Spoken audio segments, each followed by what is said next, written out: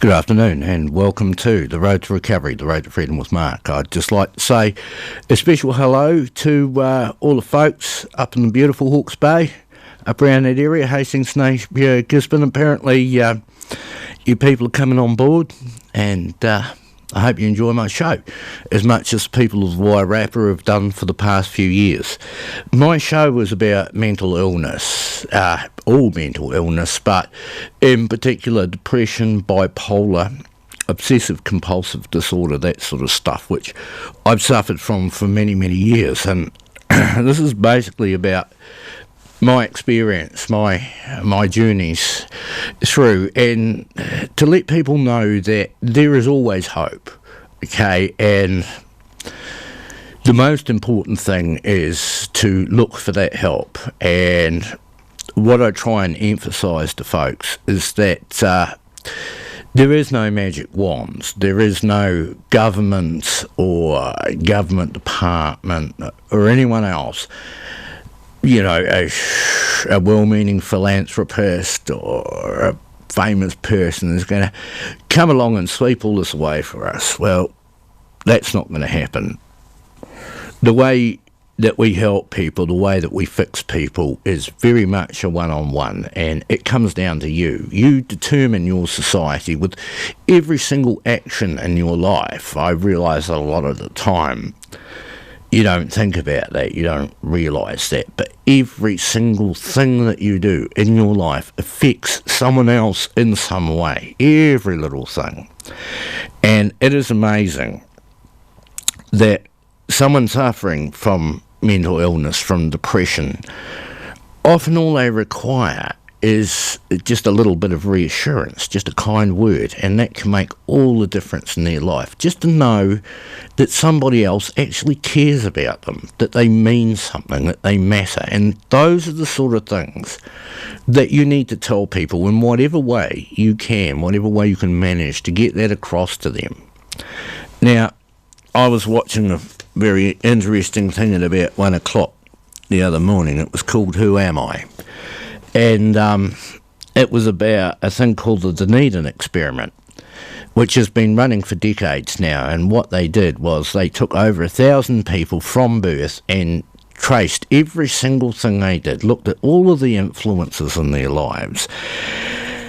And some of the stuff that they came up with was nothing short of astonishing. If you can get onto it and find out some information about the Dunedin experiment. It is the most comprehensive sociological study that has ever been done in the world. People are looking at this and saying, wow, that is pretty conclusive and pretty comprehensive. And what they did was they explained that in society there are certain groups and percentages of those groups. The introverted, around about 7% of all people are naturally introverts, and they are the hardest ones to help.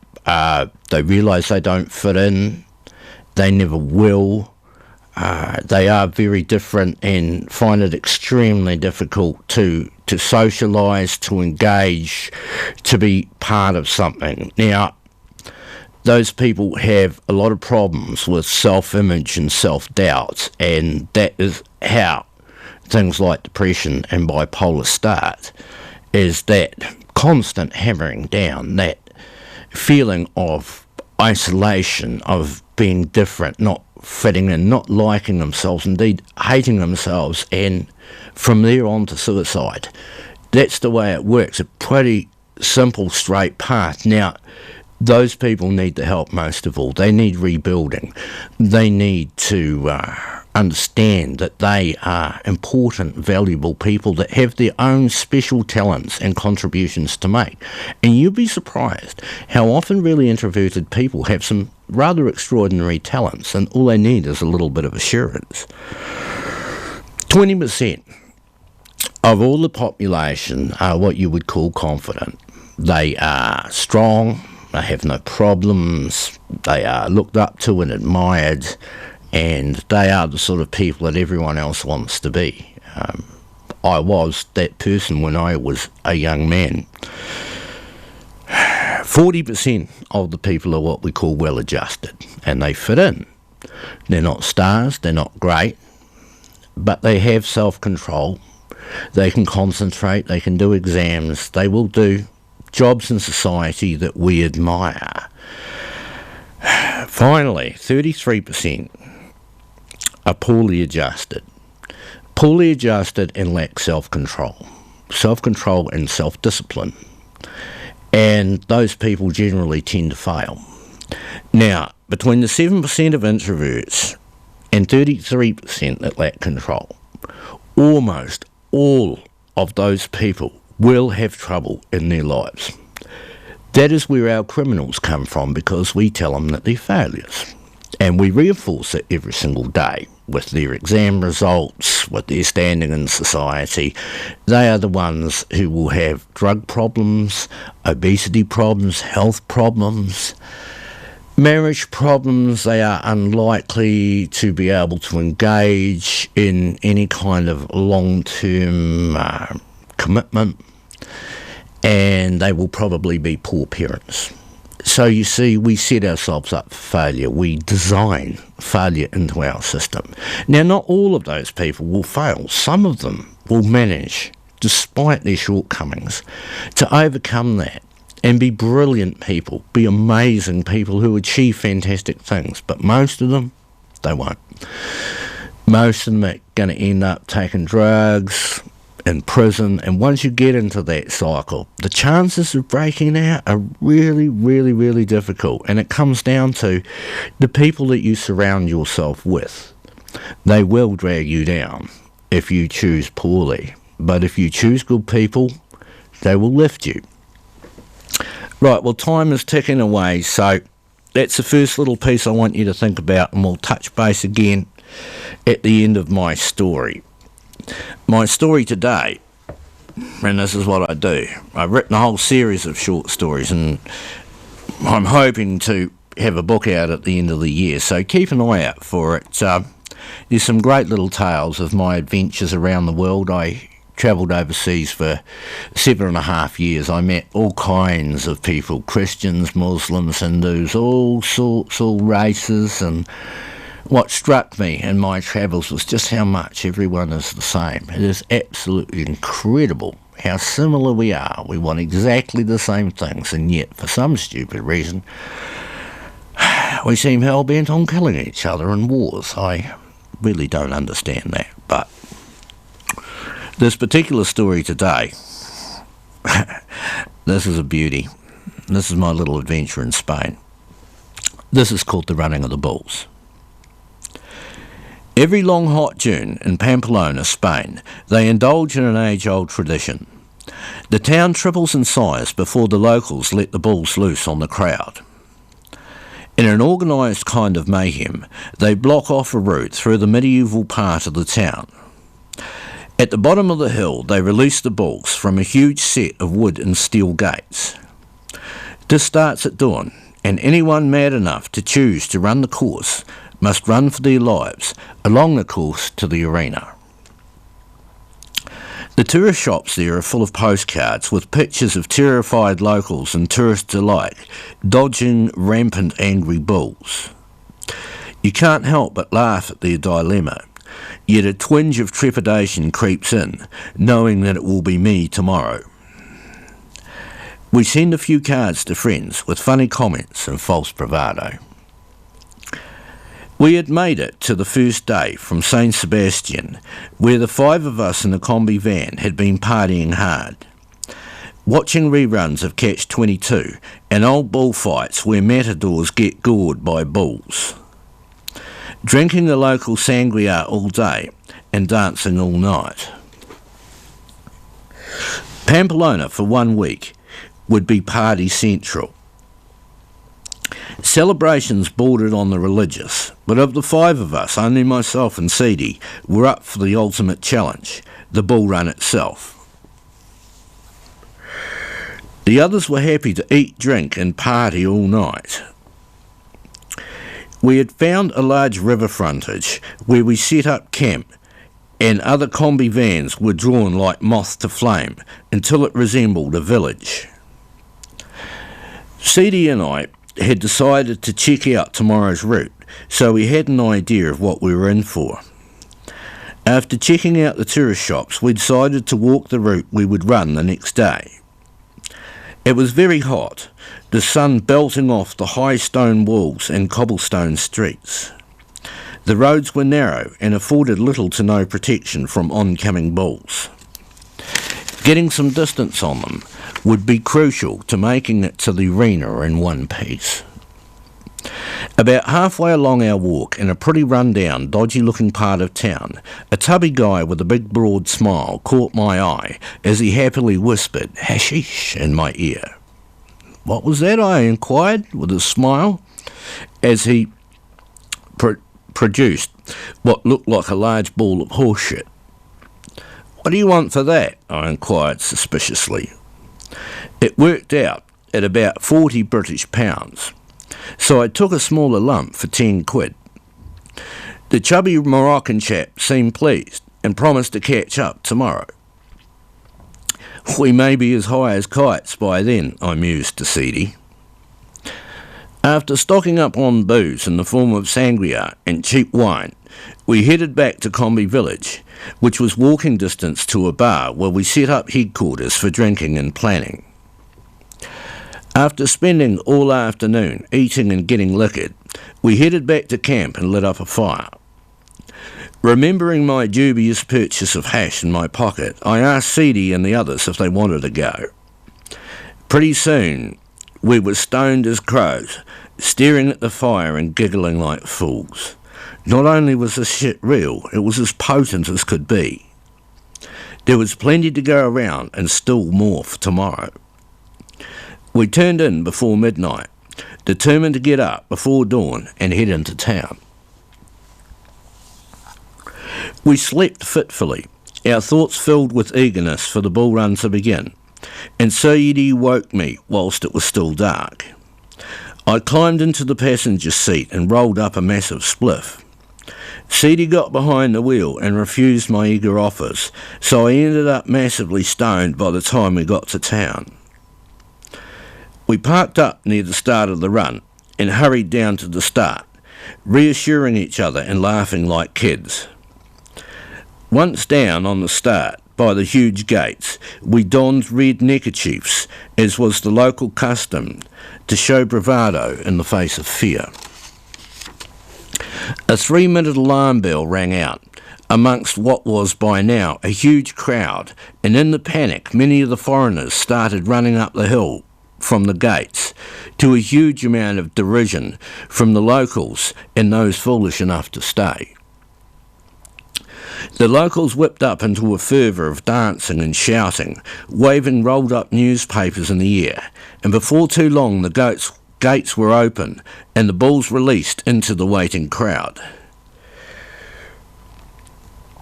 The locals set upon the bulls, whacking them on the shoulders with the rolled-up newspapers, which cranked up the bulls no end.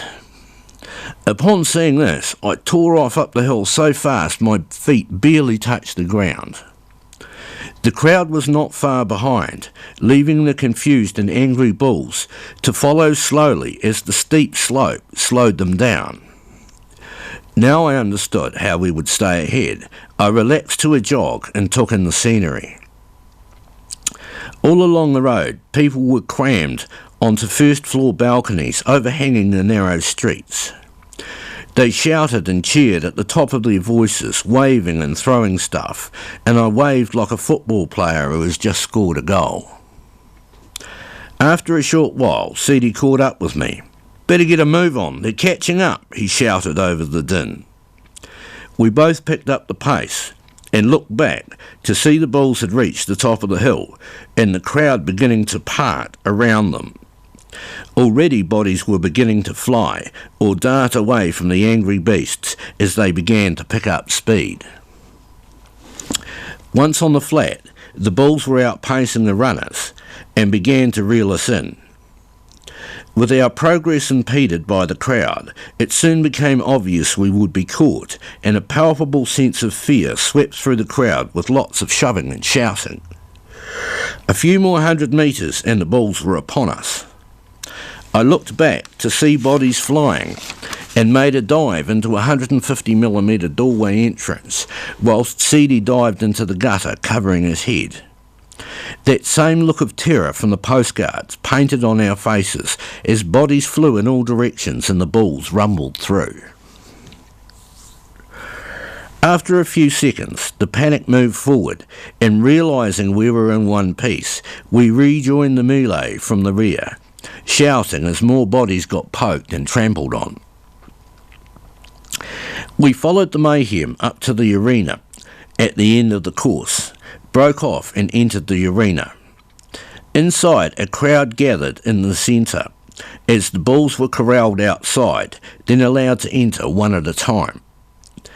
The crowd in the middle formed up in a V-shape towards the oncoming bull, which would either shy away or go ploughing straight in. When a bull ploughed in, the crowd would scatter in all directions, people zigzagging and running in tight circles to keep clear of the bull's nasty horns. As the crowd got more drunk, some took to sitting at the front of the V, and one or two took a horrible beating. The ambulance outside did a roaring trade all day. I was far too stoned to join in the mayhem and was quite content to drink, shout and be entertained by the crazy crowd down on the sand.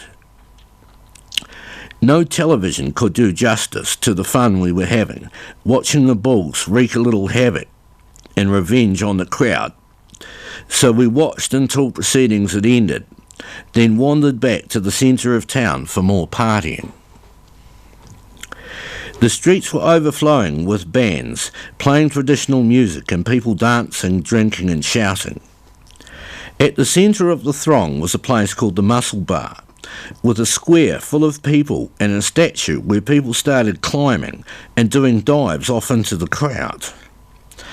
People below were catching them as best they could, but many were falling through and getting smashed up on the cobblestones below. They would then be dragged off to the waiting ambulance. All 5 of us had met up by now, so we tried to catch as many drunken fools as we could until our arms became too sore, and we left them to the inevitable fate of their stupidity. As the night of smoking, drinking and dancing wore on, it all became a bit of a blur, but somehow someone managed to drive us back to Combi Village, where we lit a huge fire and shared the rest of my premium Moroccan horse shit. The day of the first running of the bulls was over, for us, but we vowed to stay on and watch some more, along with one of the bullfights scheduled for that week. Part 2, the bullfight. The day after our first running of the bulls, we rose quite late and decided to catch an afternoon of real bullfighting. It was another scorching hot day, so we took plenty of water and drove the combi to town. People were still partying hard in the streets, with some unconscious bodies lying about. I had very mixed feelings on the way up the hill. On the one hand, I was going to watch some fine bulls being slaughtered by a matador and his cohorts. It would happen with or without me. On the other hand, to have an informed opinion on this, was it not better to witness this thing? To be absolutely fair, I had to go, for fear I miss an essential part of the whole cruelty debate. So it did not bode well when entering the complex we walked past badly scarred horses belonging to the horsemen whose job it is to sever the shoulder muscles of the bulls with a spear. The armour the horses wear hardly seems adequate, and I fear for the poor creatures. Before the picadors comes the toreador, usually other matadors, who stick spears into the bull's shoulders with great leaps over the horns, showing great agility and courage. Then the picador on horseback, and with an armoured leg guard and horse for protection, he maims the bull's upper shoulders permanently. This stops the bull from being able to turn too sharply and catch the matador off guard. If he does too thorough a job, the crowd boo and jeer him, pelting him with oranges, drink cups, and often bottles are thrown. Thirdly and finally comes the matador with his red cape and single rapier with which he sticks the bull down the neckline and through its heart. The matador first carries out a series of passing sweeps of the bull by encouraging the bull to charge at the cape. With each sweep in the blazing heat, the bull gets slower and more tired until run to a complete standstill so the fatal blow can be delivered. A terrible ending in the ring for the bull if all goes to script. But that is not what the crowd hope for. They chant for Toro, the bull, to get the better of the matador, goring or even killing him in the ring. The blood that the crowd truly lust for is that of the matador, and that afternoon we saw just that. In the third match of the day, a particularly large black bull was set to by the ranks, yet seemed to hold up well against the early spears. The young matador stood proudly centre ring, unfurling his cape and doing some passes which became closer and closer. Still the bull showed great stamina and kept charging relentlessly. The crowd grew restless, even booing the poor matador. A chant of Toro, Toro now started up, and still the bull continued to charge. With great urgency, the matador performed a little longer, then made his mind up, revealing a rapier to deliver the final blow. But he was wrong, and the bull still too fresh. As he came forward with the sword, the bull charged again. The rapier glanced off his shoulder, and he hooked the matador cleanly in the guts, lifting him off the ground. The crowd as one leapt to their feet, shouting, "Toro, Toro," at the top of their voices, as the matador staggers to the ground. Visibly shaken, he regains his composure and tries to deliver the blow a second time. Once again he misses. The bull picks him up and smashes him into the ground, almost running him through with a horn. The crowd is whipped up into a frenzy as they bay for the blood of the matador. Badly damaged, the matador staggers to his feet to try a third time, and to all our dismay, the bull is killed in the third lunge of the injured matador. The magic is suddenly ended, yet it is unlikely the matador will ever fight again after his failure at this fight. The poor dead bull is dragged out of the arena to claps and cheers for his bravery, and I realise another dimension of bullfighting that I had not previously appreciated. I felt sick but elated together at the conclusion of that epic match. I could appreciate the Spaniards' love for such an exhilarating sport, but at the same time, the death of these fine animals was hard to take. Not having those hundreds of years of tradition behind me lended an unbiased opinion, but robbed a little of the appreciation. The skill and bravery of all involved is beyond question, and the cruelty is palpable. It was a step back in time that I had never experienced before and never will again. I imagine little has changed through the centuries, the pomp and pageantry of the costumes, or the bravery of the foe. Such old traditions cannot be cast off lightly by its people, as tradition blends into identity. At the end of the day, we went back to the bar near Combi Village to get a feed, get drunk, and talk over the day's bullfighting. Opinions varied greatly as to the merits of the sport, but the skill and bravery required were undoubted. I believe doing the bull run and watching some bullfighting live added some perspective that others who had not seemed very aloof. To grow up as a local and be awash with the culture adds another perspective again. There is no middle ground in this, such is the passion and joy of the event itself. It is impossible not to get caught up in it all. Some of the love of the moment rubs off on you.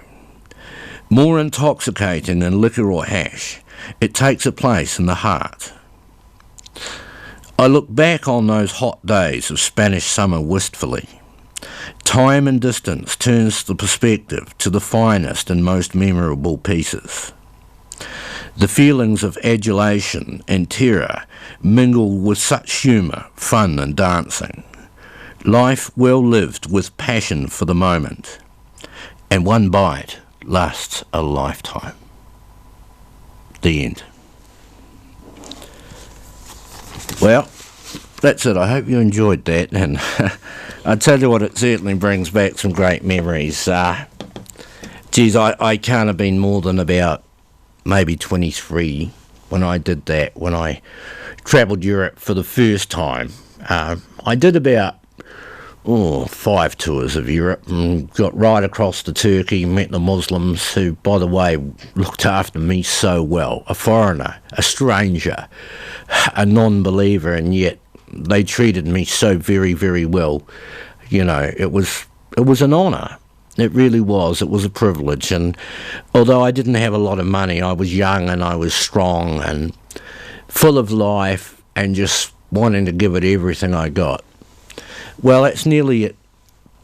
We've got a minute or so to run out, so I just want to emphasise what this show is all about, which is helping people who are suffering from mental illness, from problems that they have. And what I want to emphasise is that you are the difference maker. You could save a life. You can be the difference between life and death if you just take a little time. And what I would like you to do for me this week, I would like you to do one thing this week, just one nice, kind thing for a stranger, a total stranger. Don't answer anything back, just do one decent thing. And you know what? They'll remember that forever, and you probably will too. So go out there and make a difference, please, for my sake, for everyone's sake. Be that difference maker and be that hero that people need. It's simple enough, you just need to care. Thank you very much for tuning into my show. I love doing this, and I hope you'll tune in again next week. I hope you'll tell your friends about this, and any comments that you'd like to make about the show would be very kindly received.